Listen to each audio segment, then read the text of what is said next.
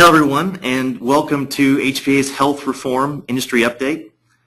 Today you'll be hearing from myself, Doug Foshi. I'm a business development manager here at HPA, and Eric Johnson, a health reform consultant. Basically, he's an all-in-the-knower of all things going on with healthcare reform. I do want to personally thank everyone for taking the time with us today. This content has been available to our partners for about a month, but we thought the commentary was too important and wanted to give a wider audience, all of you, the chance to hear our take on the most recent market changes. We had about 200 people sign up in the last 2 hours for this thing, and we are seeing a lot of traffic. So if you are coming on late, I do thank you for taking the time with us. And with that, I will turn it over to Eric Johnson, and I hope you all enjoy. All right. Well, thank you, Doug, and thank you all for signing on today. We're going to talk about a few health reform topics. Obviously, this is a huge topic. We could talk all day about it, but what we thought we would do is just kind of do a quick summary of the individual market, the small group market, and the large group market now that the initial enrollment period under the Affordable Care Act has ended. Some of the topics that we will discuss is how did that open enrollment period go in the individual market. We'll talk about some of those plans that were in place that turned out they were not compliant with the Affordable Care Act and what was done to appease those folks. Kind of a quick review of the subsidies in the small group market. We're going to talk about a couple of the important topics: the delay in the SHOP exchange, the rule on composite rating versus age banding, and just the decision the employers are going to be faced with later this year. In the large group market, what we're going to focus on is the transition rules for 2015. We finally have the final rules for the employer mandate. We've been waiting for over a year for those, and in those final rules there are a number of pieces of transition relief that can apply to groups of different sizes. So we'll do a quick review of some of those and how that might impact your clients, and then just kind of wrap it up with a what this all means section. And then I'll turn the controls over to Doug Foshi, and he will talk about Health Partners America and some of the solutions that HPA provides that could help you help your clients going forward and help you take advantage of the opportunities that are created by the Affordable Care Act. So with that, let's go ahead and get started. We'll start off with the individual market. Kind of the quick summary of the individual market. You know, we all lived through it for the last 6 months. As we know, there were lots and lots of glitches early on that really made it difficult for the administration and supporters of the legislation.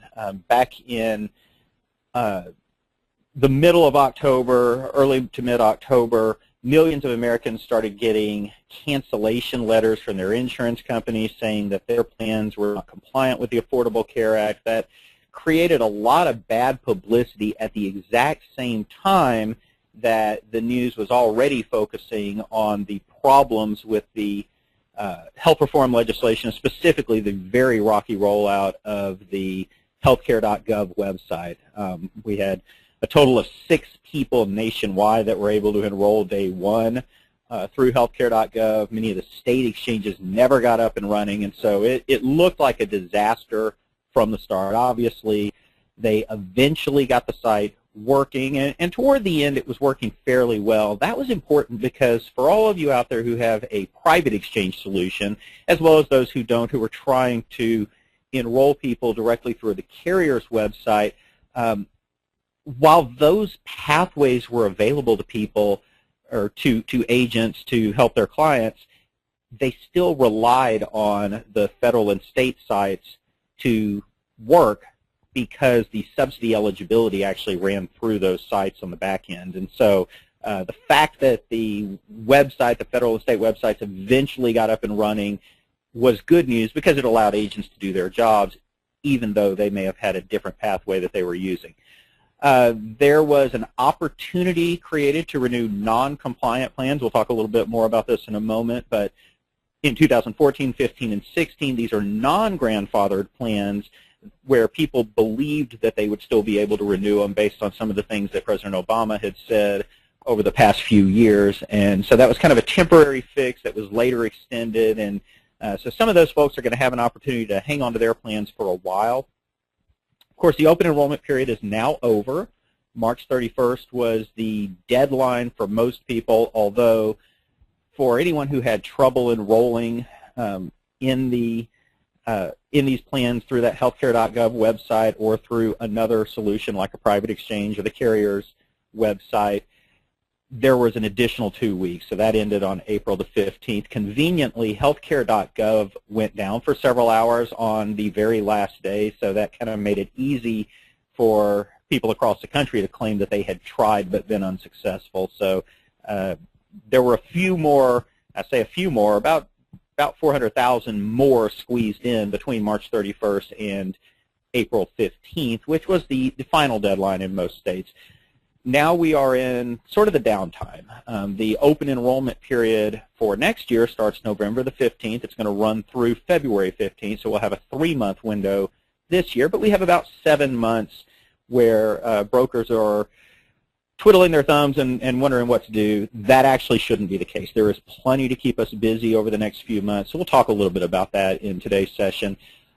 Specifically, employees over these next few months who lose their coverage because their employer decides to drop their health insurance, they're going to have a special enrollment opportunity, and so that is one of the opportunities that agents have to keep busy and add business in the next few months until we get to the next open enrollment period. So kind of looking at this initial enrollment period, at the halfway point, the news was all bad. We've done some presentations, some industry updates over the past few months, and from one that was done in December, these are some of the headlines that we showed at that time. The health insurance marketplace is still 40% incomplete. Cybersecurity experts recommend shutting down the website. Doctors and hospitals were catching problems. Some of the state exchanges were having serious technological problems if they got up and running at all. And so, like I said, this seemed like a disaster. It's actually a miracle that by the time we hit March 31st, the news was a whole lot better. In the end, on April the 1st, we heard President Obama announce that 7.1 million people had enrolled in exchange-based plans. Turned out that that was not an April Fool's joke. That actually was the case.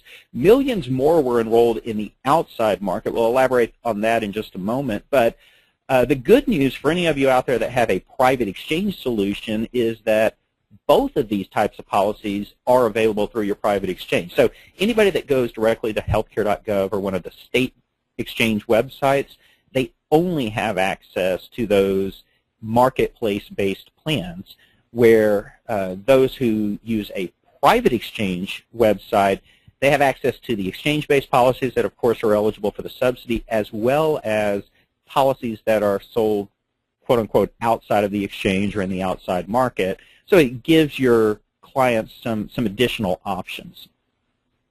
Another 3 million people or so signed up for Medicaid or CHIP, and that was through the end of February.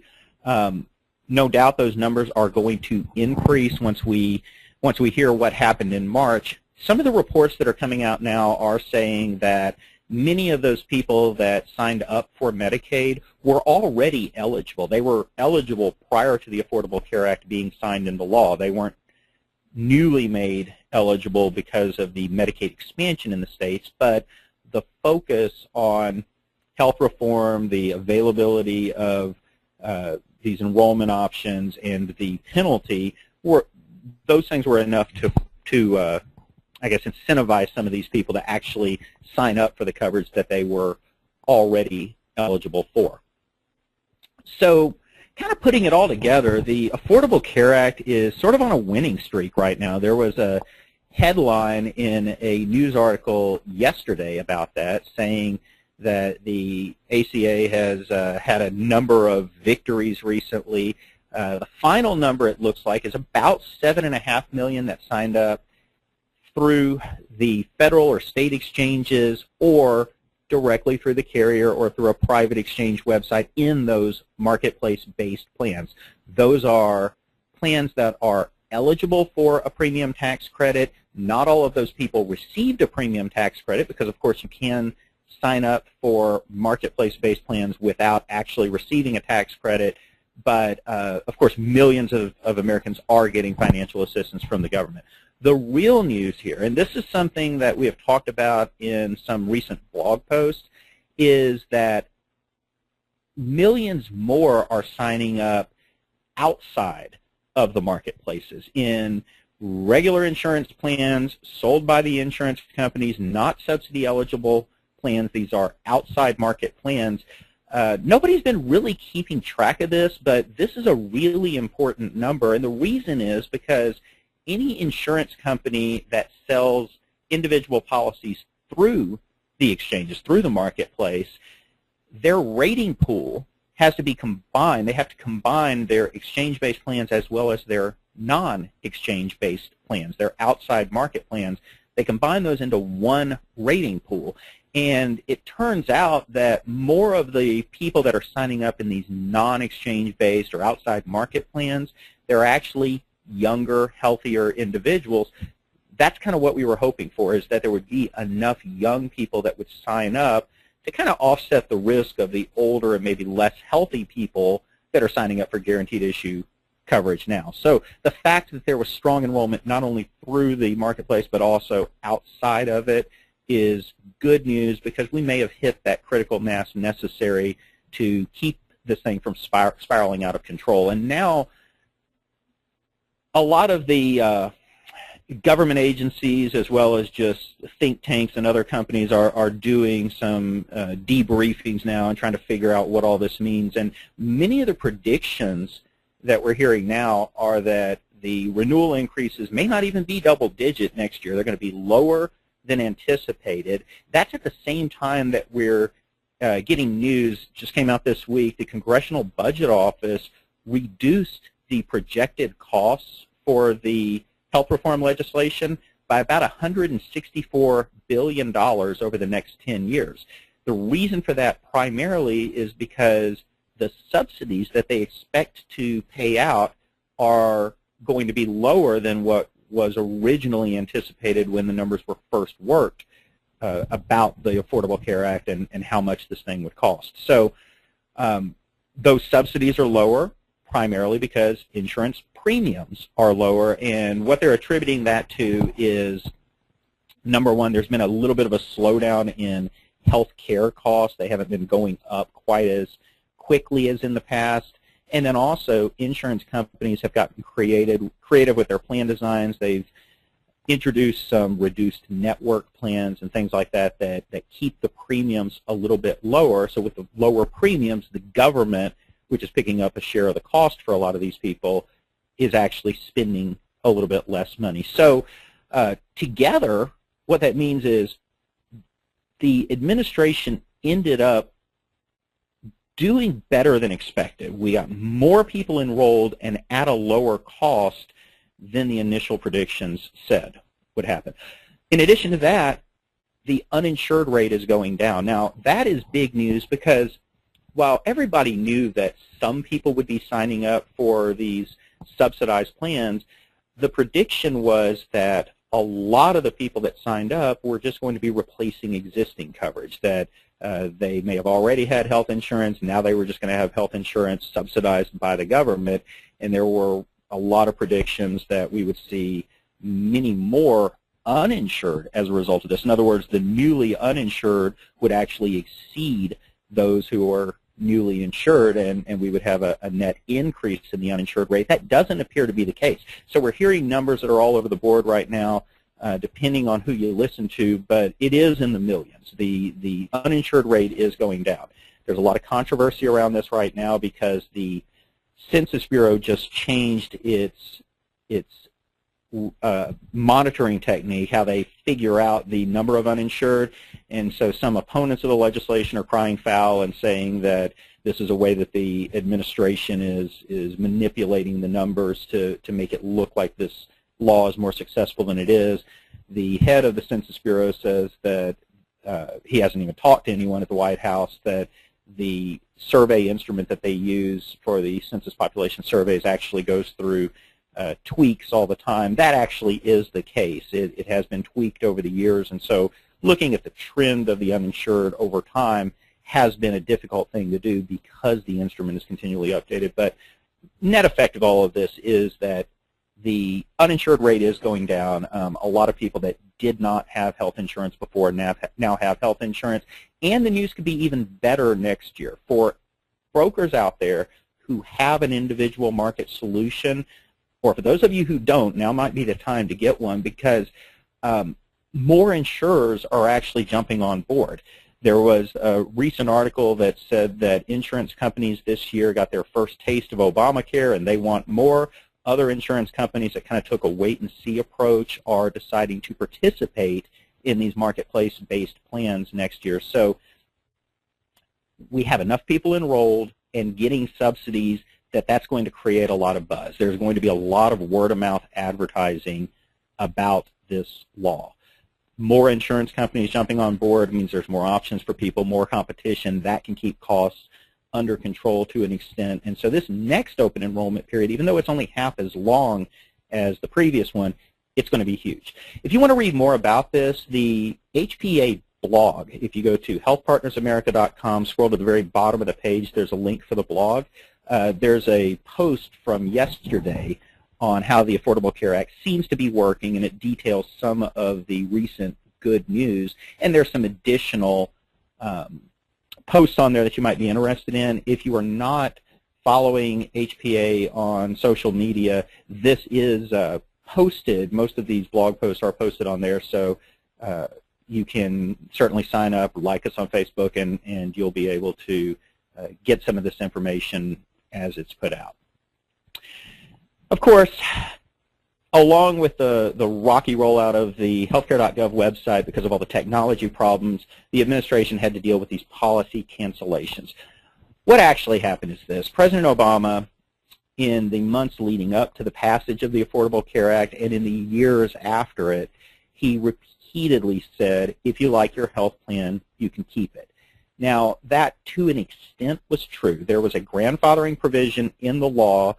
Just a few months after the Affordable Care Act was signed into law, we got the final rules on that, and it basically said that as long as the insurance company keeps offering the plan, if people keep renewing it, then they can keep their existing coverage. They don't have to get compliant with the new rules. The problem is that insurance companies somewhat regularly cancel a line of plans and they introduce new plan designs. And some insurance companies, with the passage of this law, they just decided they weren't going to offer grandfathered plans. They made everybody switch to a new plan. So it wasn't really an option for a lot of people to stay grandfathered.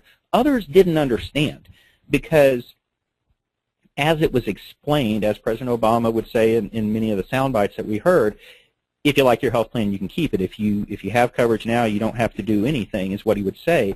He didn't say if you had coverage on March 23rd, 2010, and you didn't change it, then you can keep it. And so a lot of people were surprised when they got those cancellation notices, tons of bad press. The support for the law was already low, and it started going lower. And so President Obama announced a fix, and it wasn't a fix that everybody was happy with. Basically, he said that as long as the insurance company and the state agreed to it, that people would be able to renew these non-compliant subpar plans, as they had described them, in 2014. And then they came back a few weeks later and said, well, in 2015 and in 2016 as well. So anybody who had a plan that isn't compliant with the new law, they can hang on to that plan as long as the insurance company allows it. Not every state permitted it. A lot of the states that developed their own exchange decided they weren't going to allow this option. So it is kind of a state-by-state and carrier-by-carrier deal. But the net effect is there are a lot of people out there that stayed insured, and we still hit the 7.5 million number, so in excess of the administration's goal, even though a lot of those people weren't switching over to the exchange-based plan. So the numbers actually look even better than what they were originally hoping. Of course, these non-compliant plans are not subsidy eligible, so anybody who's below 400% of the federal poverty level would probably do well to go ahead and switch to a subsidized plan. So that's something that you'll probably want to make clear to any clients that you might have that are hanging on to these old plans. If they are below 400% of the federal poverty level, if they were to switch to a new compliant plan, then they could qualify for a subsidy. Of course, everybody's seen these numbers before. These are the 2013 numbers. We recently did receive the 2014 federal poverty level numbers, so they're going to be a little bit higher than this. But from an income standpoint, a whole lot of people qualify. In fact, if you have a family of 5, you can make $110,000 a year and still qualify for a subsidy. As you've probably heard in previous webinars, about 2/3 of all U.S. households fall below 400% of the federal poverty level, which means that they might be eligible for these subsidies that significantly reduce the premium that they would pay. The subsidies are based on where you fall in relation to the federal poverty level. So we can't just say, here's the income amount. It's actually income amount plus family size. So for instance, if you earn $45,000 a year as a household and you have 4 people in your family, then the monthly premium for the reference plan, which is the second lowest priced plan in the silver level of the marketplace, it would cost $216. The government would pick up the remaining amount. Now, whatever that remaining amount is for that plan, that becomes your subsidy amount, your tax credit amount. You could actually apply it to any plan in the exchange. So if you buy down to a bronze plan, then the premium would be even lower for this family, lower than $216. If that same family, instead of having 4 family members, has 5 family members and earns $45,000 a year, then the premium would be only $169. So the more family members you have at a given income level, the lower the premium, where in the group marketplace, generally the more family members you have, the higher the premium. This is part of the reason that it's so difficult for employers to compete with the government on these subsidies. So what happens now? Well, open enrollment is over. Those who did not purchase a qualified plan during that guaranteed issue period are going to have to wait until November the 15th, and that would be for a January the 1st effective date. So in these next 7 months, public exchanges, federal and state exchanges, they don't offer any options for most of these individuals that didn't sign up when they needed to. Private exchanges do offer some options. Through a private exchange website, these folks who didn't sign up for the guaranteed issue individual plans but still need to protect their family, they could sign up for a short-term medical plan, which in a lot of cases provides more comprehensive coverage at a lower cost if you can make it through underwriting, and there aren't a whole lot of medical questions on those plans. Or they could buy a supplemental product, an accident plan, critical illness plan. While those aren't necessarily going to provide comprehensive coverage, they do provide some protection against unexpected medical events. It's certainly a lot better than going completely uninsured, and it is an option that your clients would have access to. If you can get people who didn't sign up for coverage into your private exchange site, get them on some type of policy now so that they have some coverage, then those are prime candidates in the fall to switch over to a guaranteed issue individual policy and probably set them up with a subsidy.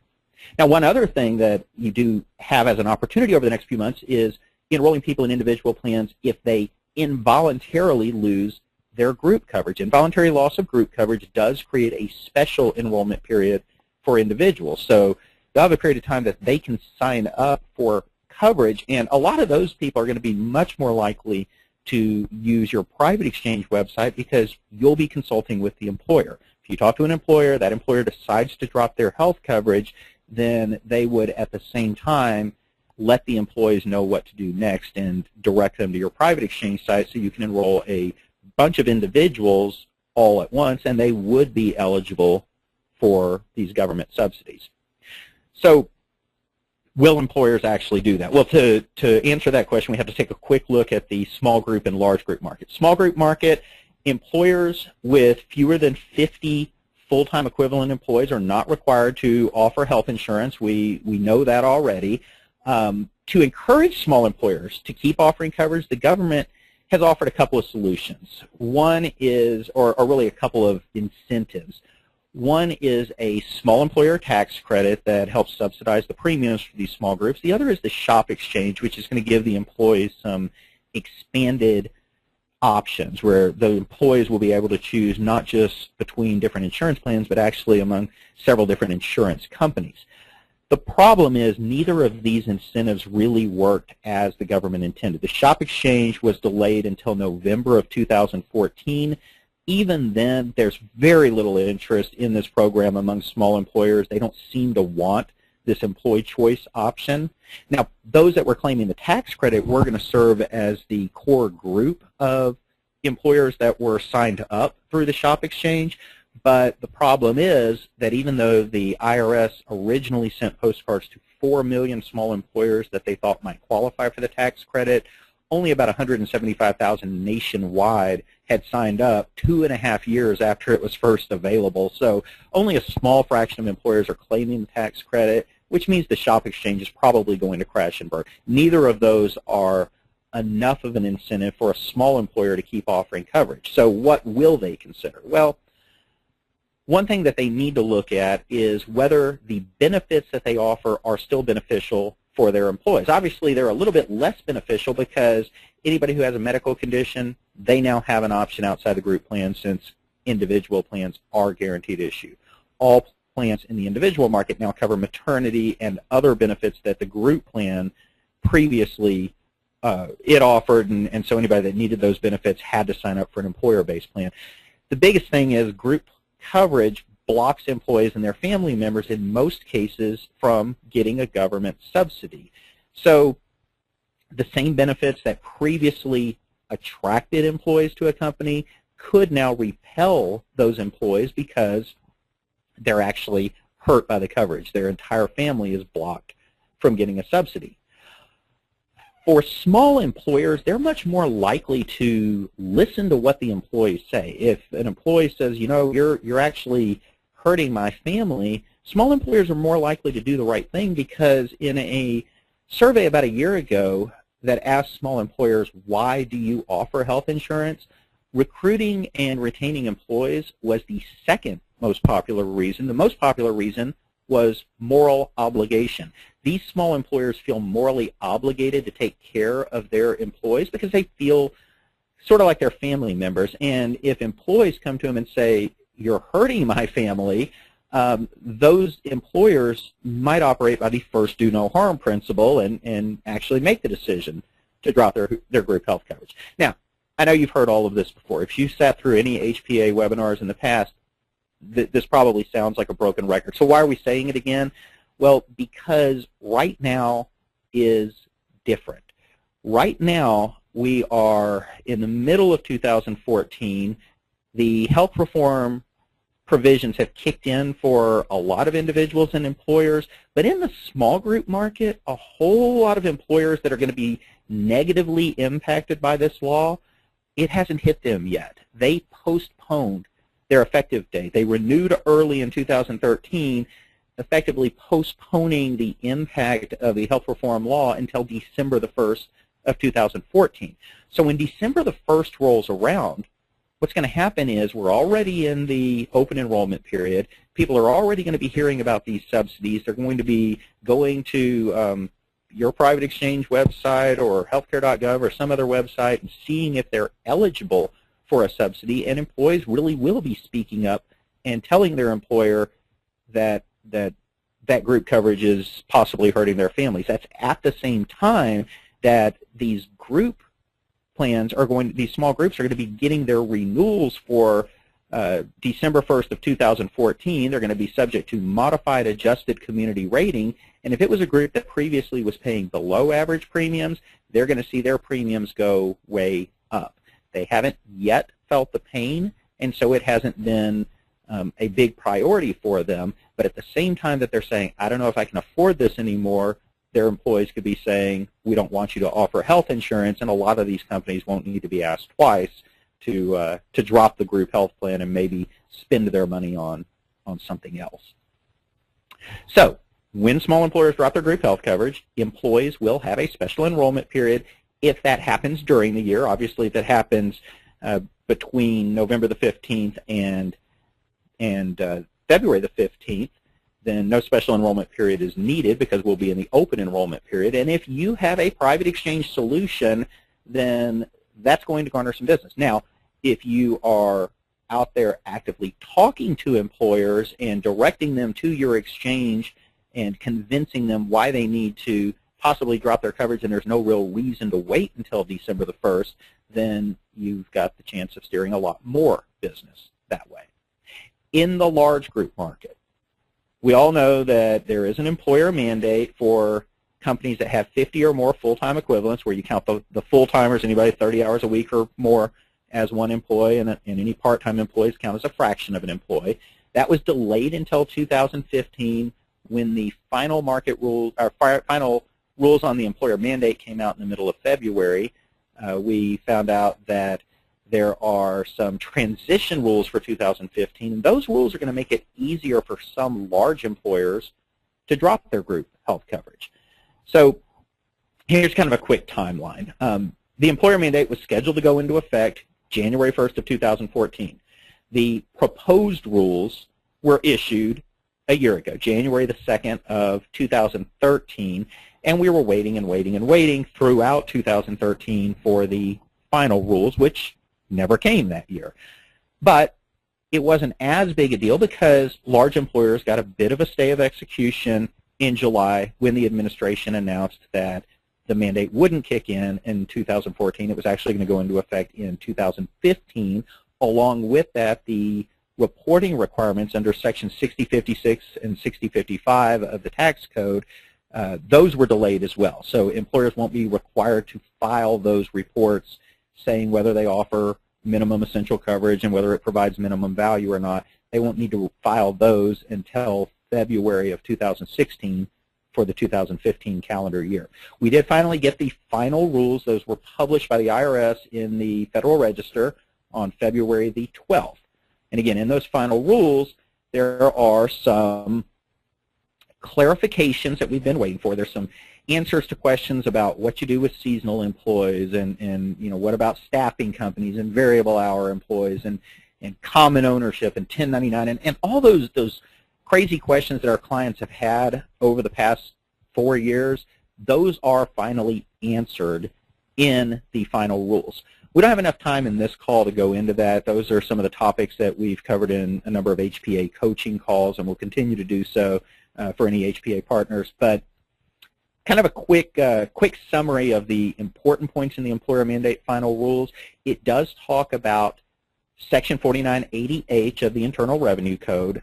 You need to become familiar with that because that's basically a synonym for the employer shared responsibility requirement or the employer mandate. The health reform law created Section 4980H of the tax code, and it says that employers with 50 or more full-time equivalents are required to offer health insurance. If they don't, they pay an across-the-board penalty, $2,000 per full-time employee with the first 30 excluded, and it's not tax deductible. That's called the Cap A penalty. If the employer does offer coverage to at least 95% of its full-time employees, then there is no across-the-board penalty.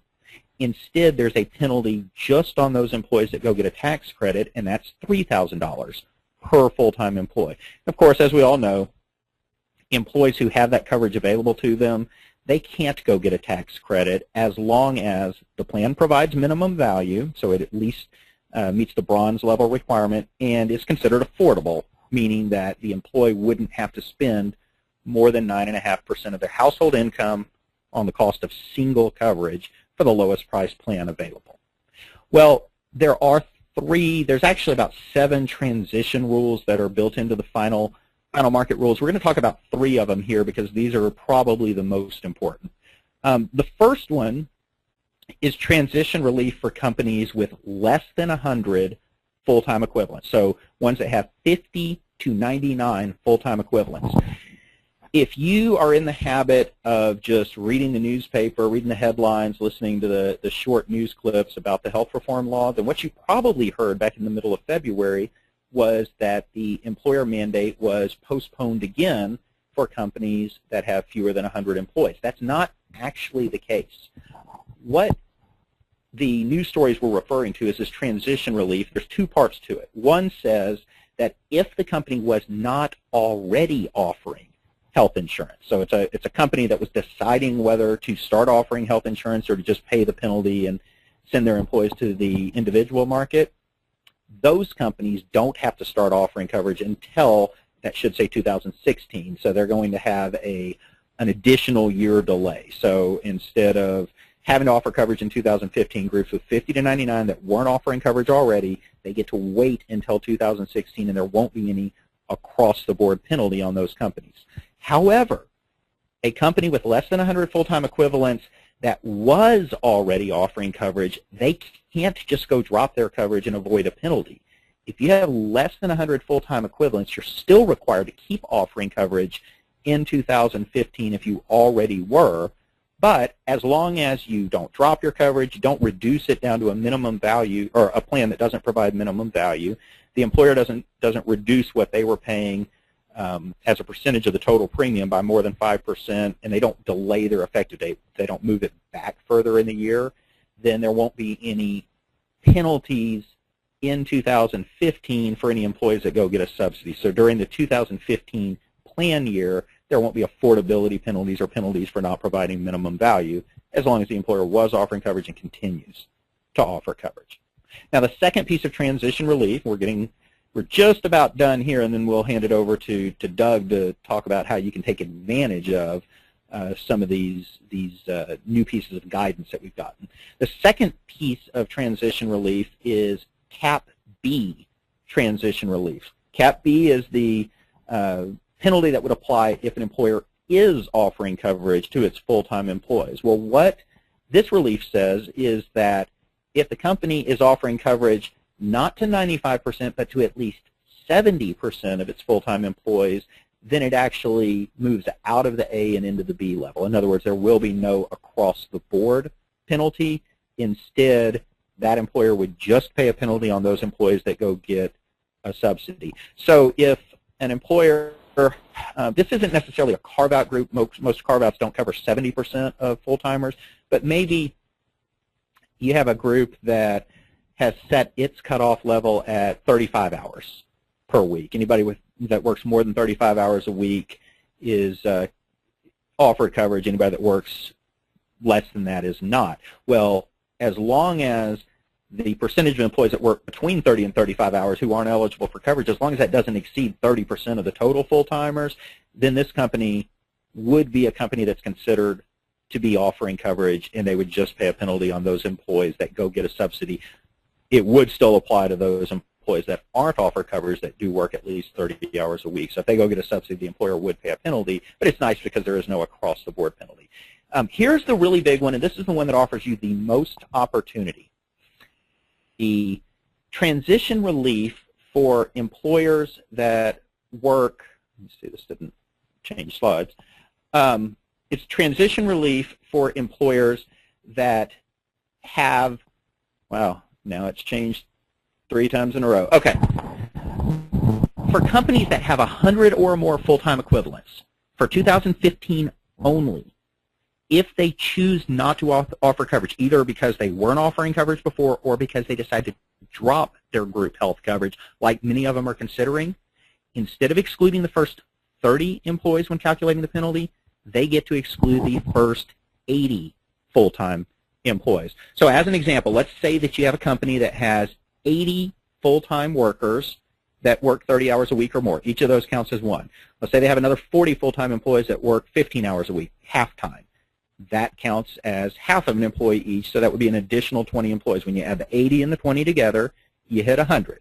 So they do have 100 full-time equivalents. They're required to offer coverage in 2015. If they don't offer coverage, then they would pay a penalty. That penalty only applies to the full-time employees. However, for this group, there would be no penalty because they only had 80 full-time employees to start with. So you'd start off with the 80 full-time employees, subtract the 80 employee exclusion that they get, so there would be no penalty in 2015.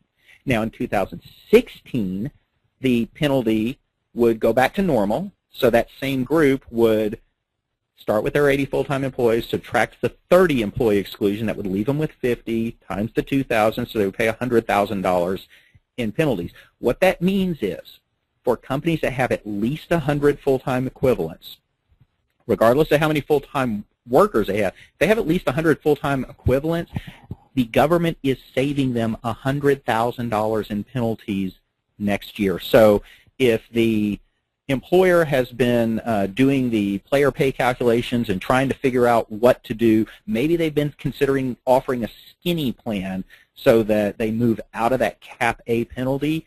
In this case, it looks like a lot of those employers would do better to not offer coverage at all, because let's take 100, if there's 100 full-time employees, then the penalty is only going to be $40,000. That averages $400 per employee. That's actually less than the cost of a skinny plan. So basically, the new rules make it lean a lot more toward not offering coverage rather than offering coverage if an employer was already on the fence about it, as long as they have at least 100 full-time equivalents. You do need to be careful, because if a company has less than 100 full-time equivalents, they don't get to exclude the 80. They only get to exclude 30. So let's say that a company just has 80 full-time employees, no part-timers. So they are a group with between 50 and 80 full-time, or 50 and 100 full-time equivalents.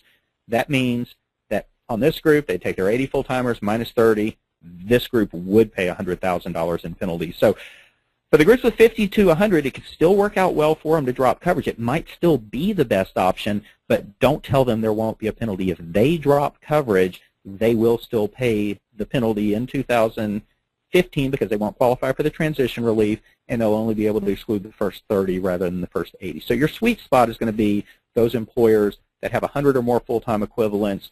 Those are the ones that if they go drop coverage, they're going to save $100,000 next year, and that helps your argument, I think, a whole lot. So putting it all together, the open enrollment period is done now. It's done until November the 15th. We ended up with about 7.5 million enrolled in those exchange-based plans and millions more in the outside market. People will start to figure out how big the subsidies are. There are enough people signed up for subsidized plans that word is going to spread. You're not going to see the same complete ignorance of the law that we saw this year. Employees with employer-sponsored coverage will be blocked from getting the subsidies in most cases, and that's going to put some pressure on employers to drop coverage. So what will the employers do? Well, small businesses, they want to do the right thing. They want to treat their employees right.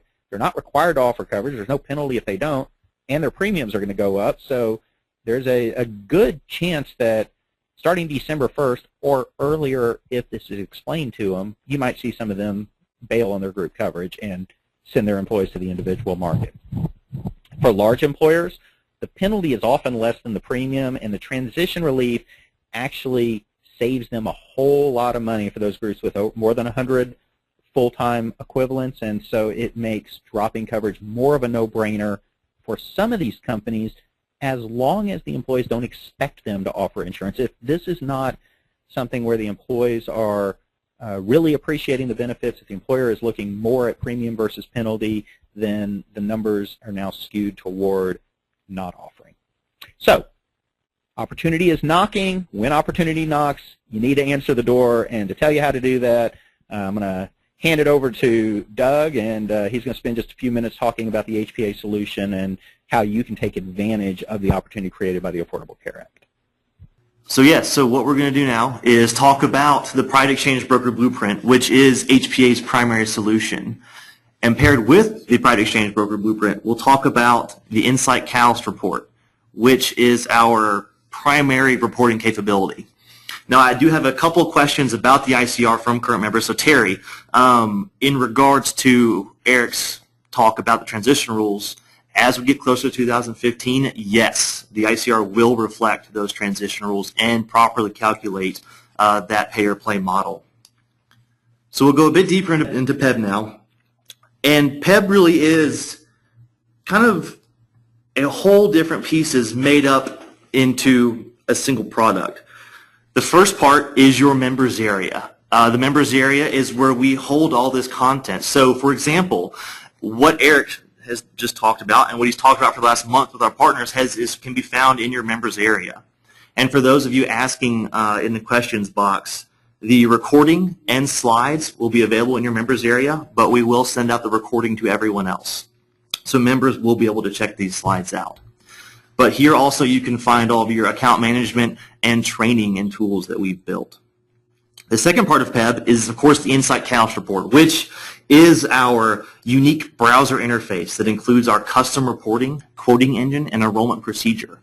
So when we're talking about converting a small group into individuals, the ICR is going to be the tool for that enrollment procedure. For support, we have VeloPoint. This is our fulfillment center that will help individuals coming to your exchange get enrolled. Individuals will be enrolled telephonically on our exchanges. And this has been incredibly valuable to our group agencies who do not have the staff to handle the level of volume generated by dissolving a group care. If you are an individual agent, VeloPoint can help with overflow and on other products. So not only can they assist with health enrollment, but with accident, critical illness, life, property and casualty, those other products and options that Eric talked about now that we are outside of open enrollment. You basically have a staff with a warehouse of products that will sell and you can profit from. Now all of this information, all this data, all the individuals coming to your exchanges is actually tracked in Agent Cubed. This is our client relationship manager that's attached to your exchange and allows you to track leads whether they went to the call center or to yourself. So basically you can be out advertising with clients, consulting, using the Insight Calc reports, and even writing policies. And then later that afternoon or that day, you could check Agent Cubed and see what business the call center has done for you. And all of it is tracked there within its own user interface. And then, of course, the primary face of our partners is the private exchange. This is your fully customizable online marketplace. I mentioned the warehouse of products before. Well, this is the catalog. This is where all the marketing and information can be found on what is on your exchange. This is where we can direct your clients to view products that you have chosen to have on your exchange that are either sold by yourself or the call center. Now, I do want to go into detail about the Insight Calc report. This, I believe, is a unique capability that our partners do have. It is a detailed employee benefit analysis that shows or compares current group coverage versus the individual solution, individual care. And as I mentioned before, it will reflect any penalties in place at that time. So right now in 2014, we are showing no penalties for group. In 2015, it will reflect those transition rules. It is a fantastic consulting piece, and I have seen it generate immediate revenue for our partners. And for the individual broker, it is the missing link to target employers. And that's even true for voluntary, property and casualty, and even financial advisors. This is a fantastic piece to use to get an employer's interest. When dissolving coverage, that's actually a qualifying event. The dropping of group coverage and loss of coverage by those employees allows you to write individual coverage throughout the year. And then, of course, providing this information, pairing that with what we've learned on these coaching calls, what you've seen within our members area, you can truly retain and expand employer relationships. You'll be able to provide a unique information to your clients. So what I'm going to do now is take you really through kind of a back office look at how the entire process works with the Insight Calc report. So here you do have a 5-step wizard. You just see the basic information. You download our custom template. In about 30 seconds, the report will be done. We're on to the detail section of the Insight Calc report, which, again, we're looking at the back office capability and the enrollment procedure of the ICR. So from here, you can view the comprehensive census data that you've uploaded, and this will be actually quotes for on-exchange and off-exchange plans for every employee. This would be great information for an HR director or CFO. From there, this is a quick look at the detail sheet. This is what you would print out and have as a physical presentation tool for an employer. And there's many different bits and pieces of this report, and we will talk about just one of them on this call. The main part of this is going to be the employer impact summary, the executive summary. And this is going to show you potential penalty, which is, of course, is $0 for 2014. And then it will show the current group plan cost and what the savings could be without that group plan. We do factor in tax savings such as FICA tax. We do that for current enrollment levels and 100% participation, because that's the potential we all want. We do all want 100% participation or access to 100% of these employees. We then quote every employee and show current enrollment levels on the individual solution, so cost and savings there. We just add up the subsidy amount. And then we do show the cumulative subsidy amount for every single employee. From there, the employer can actually review the same data and email every single one of those employees a quoting engine we've built here at HPA called HPA Rate Quote. From here, the employees can really get a detailed quote on every plan available to them in their county. If they are interested in that plan, they can click Interested Now and will be directed to either yourself or the call center for enrollment. Now, this is a fantastic consulting piece, and we do have suggested retail pricing on here because we encourage agents to charge for this information. And there's a short example there. Anywhere from $500 to $1,500 for an ICR report and consulting. So this is a quick look at the broker process, or what our partners, or what they're using to engage in the marketplace. So something that HPA has been saying all along is that, yes, there are 12 to 15 million Americans eligible during this open enrollment. Well, guess what? It was more. It's 15.6 if we're looking at on and off exchange. So that number was right on. And our partners did have some really good success in engaging with that marketplace. Now, outside of open enrollment, we're looking at 90 million individual Americans potentially converting from a group plan to individual. And we just want to give you guys the tools to be able to engage with those, or in that marketplace. So using our tools, training, and technology, including all these scripts, presentations, and marketing training we provide, pair that with the Insight Couch report and in-depth consulting with an HPA representative, you really can get an employer's interest. Drive them to the private exchange we build you that is fully customizable, where not only they can sign up for health due to that qualifying event, but they can be offered life insurance, P&C, disability, and a number of other ancillary and voluntary products. On the exchange as well is TPA support for defined contribution plans, mentoring, coaching, guidance from the staff at HPA. You will receive a dedicated account manager to help you navigate all the tools we give you. And of course, you do have call center support. You can engage with the call center, and they will be writing policies for you for revenue share. And so what does it look like to be a new PEB customer? This is kind of what we look at. When you first sign up, you are immediately given a dedicated account manager, and they begin the onboarding process. So that is an immediate login to your members area with a username and password, and you can begin building your exchange. It's a quick 14, 15-step wizard. About a week from there, we will have it published, do quality checks, and further customizations. There is about 3 years of content, thanks to Eric and others, in our members area. So it kind of does take an account manager to help you navigate those different alleyways, if you will, of content to pick the right ones for you and your marketing strategy. About call 4, day 12 to 18, we will begin working on Insight Couch reports. We can run the report, get the census data. Of course, we're always available to review your marketing strategy and maybe talk about additional revenue opportunities through HPA. So what is the cost? Our most popular plan is our 6-month contract. Now, this is something new we've come up with, and we've seen a lot of interest outside of open enrollment. This comes with your private healthcare exchange, a 20% revenue share with the call center, and really everything we talked about within that previous slide, and free Insight Couch reports.